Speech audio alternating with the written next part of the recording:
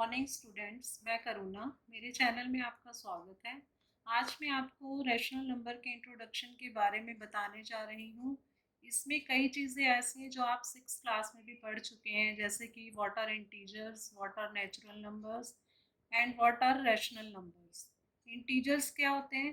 Integers आपने last class में भी पढ़ा होगा कि इंटीजर्स होते हैं -1, -2, -3, 0, 1, 2, 3.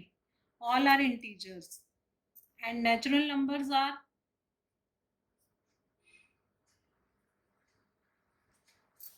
1, 2, 3, 4 and so on. These are natural numbers. 0 is simply an integer and this is not a natural number. और rational number आपको पता है, रैशनल नंबर को हम p बाई क्यू की फॉर्म में लिखते हैं। p and q are integers. For example, 1/2, 2/5, इस तरह से कुछ भी जो हमारे इंटीजर्स होंगे ये हमारे रैशनल नंबर होते हैं। अब इसके अंदर p बाई क्यू है जैसे, तो q should not be equal to 0 and if we take p is equal to 1 then 1/0, this is not defined. So p should not be equal to 0. तो हम q की जगह 1, 2, 3 जैसे लिया हमने, तो मैंने आपको जैसे ऊपर बताया 1/2, 2/5, इस तरह से ये हमारे रैशनल नंबर होते हैं, p बाई क्यू की फॉर्म में होते हैं। अब मैं आपको इसके बारे में बताने जा रही हूँ कि जो रैशनल नंबर होते हैं, अगर हम इनको इंटीजर्स जो होते हैं हमारे 1, 2, 3, अगर हम इसको ऐसे लिखे p प्लस क्यू और p minus Q, p multiply q, the result will come an integer in all these cases. The result will come an integer in all these cases. But in the case of division, p divided by q, this is not essential कि it will be an integer. For example, 3/4, ये हमारा fractional number की form में आ गया p by Q. और अगर हम 4/4 लेते हैं तो ये इंटीजर आता है, लेकिन q should not be equal to p। तो p q के इक्वल नहीं होना चाहिए। अगर ये इक्वल होते हैं तो ये इंटीजर होता है, otherwise this is a rational number.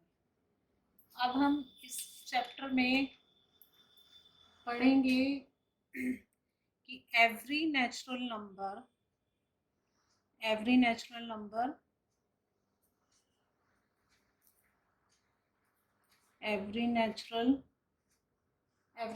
number is a rational number, but a rational number need not be a natural number.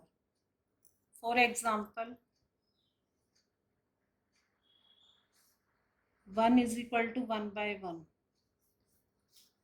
Every natural number is a rational number,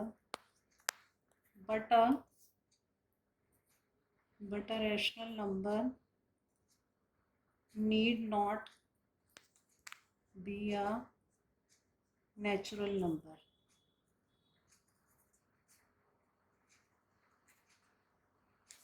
one is equal to 1/1, 2 is equal to 2/1, तो ये हमारा integer है। ये हमारे integer 1/1, 2/1, इसमें हम कह सकते हैं कि ये हमारे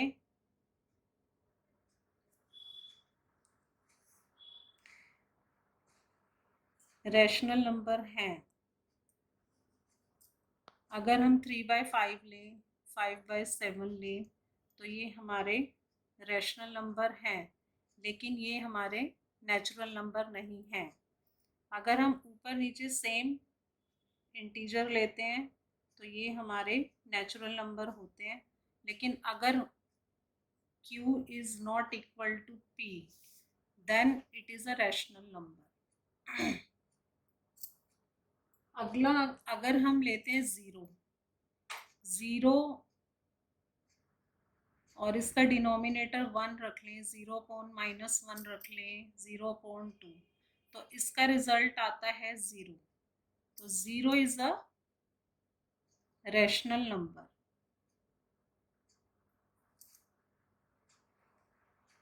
ये हमारा तीसरा रिजल्ट है। और एक चौथा है कि every integer is a every integer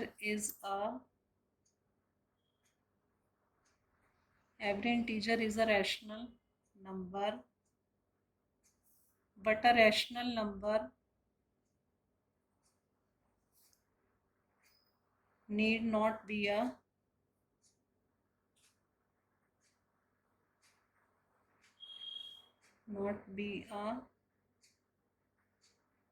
but a rational need not be an integer. For example, 1/-1,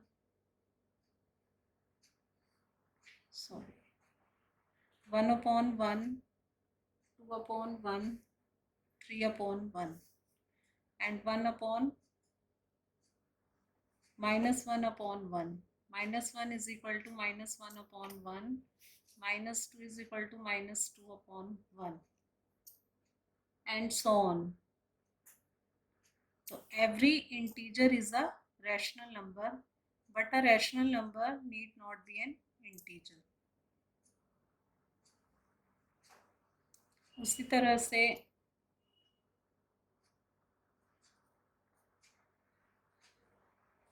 every fraction is a rational number, but a rational number need not be a fraction.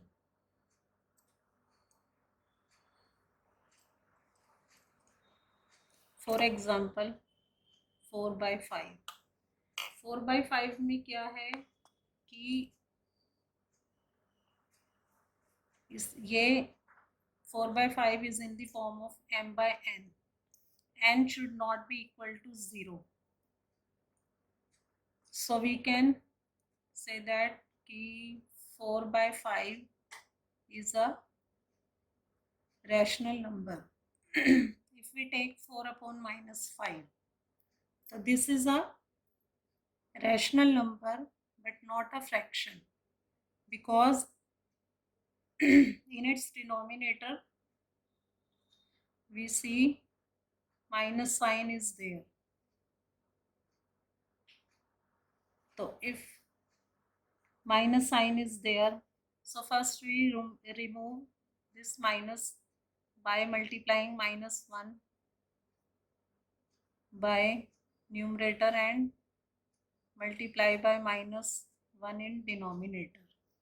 So this will equal to -4/5, because 2 minus sign, when we multiply 2 minus sign become positive. So this is -4/5. So this is a rational number and not a fraction.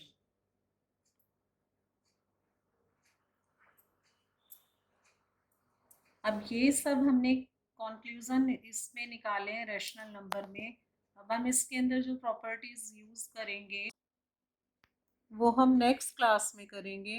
अब तक के concepts में जो भी doubts हैं वो comment section में डालें।